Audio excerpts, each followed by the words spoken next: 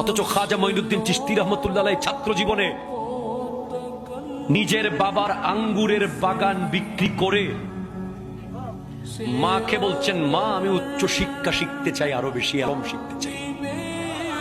তখন গেলেন হুসামউদ্দিন বুখারীর কাছে, বুখারা, গিয়ে বলে, হুজুর আমি আপনার কাছে পড়বো। হুজুর বলতেছে, হুসামউদ্দিন বুখারী রহমতুল্লাহ আলাইহি হাদিসের বড় ইমাম, উনি বলছেন তুমি আমার কাছে পড়বা, তবে আমার এখানে 16 বছরের কম পড়া যাবে না। বরাবর 16 বছর পড়তে পারলে তুমি ভর্তি হইতে পারো। আমাদের অনেক ভাইরা তো মাদ্রাসায় দাখিল পাশ করার পরে তার আবার কলেজ ভালো লাগে, মোটামুটি আবার আলিম পাশ করার পরে বিশ্ববিদ্যালয় ভালো লাগে, মাদ্রাসার ভালো লাগে না। তখন না ঘরকা না ঘাটকা, এদিকেও হয় না ওদিকেও হয় না, ভালো আলেমও হয় না ভালো বাঙ্গালও হয় না। ঠিক কিনা কথা বলেন? ধৈর্য লাগবে। খাজা গরিব নওয়াজ রহমতুল্লাহ আলাইহি যখন উনি বলছেন হুসামউদ্দিন বুখারী 16 বছর পড়তে পারলে ভর্তি হও, বলে হুজুর 16 বছর থাকবো, কোনো অসুবিধা নেই। 16 বছরের জন্য ভর্তি হলেন। উনি তো অলৌকিক মেধার অধিকারী ছিলেন খাজা মঈনুদ্দিন চিশতি রহমতুল্লাহ আলাইহি। বাবা এবং মা দুই দিক থেকে হাসানি আর হুসাইনি। তখন বলে 16 বছরের পড়া 7 বছরে পড়া শেষ। হুজুর আমার সবক নেন। দেখে 16 বছরে যেই কোর্স শেষ হইতো উনি 7 বছরে শেষ করে ফেলাইছে।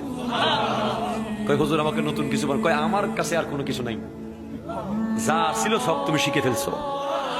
এবার তুমি যদি উচ্চ শিক্ষা আরো শিখতে চাও, আব্দুল্লাহ সামারকান্দি একজন আমার বন্ধু আছে, তাফসীরের ইমাম, এখান থেকে সামারকান্দ তুমি যাও, তার কাছে তাফসীর শিখবে।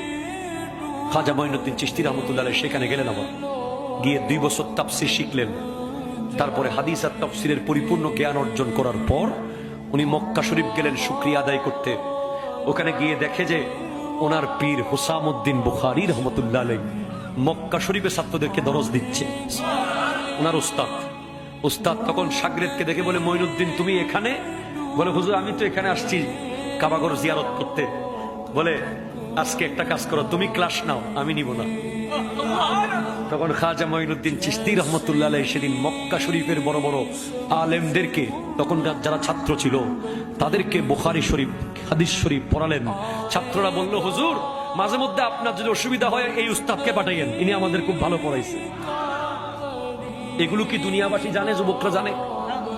তারা মনে করে যে ওলি আল্লাহ মানে শুধু একটা এই সেই। এক একজন ওলি যে কত বড় বড় আলেম। তাফসীর রুহুল বয়ানের ভিতরে আছে, কোন মূর্খকে আল্লাহ ওলি বানাবে না।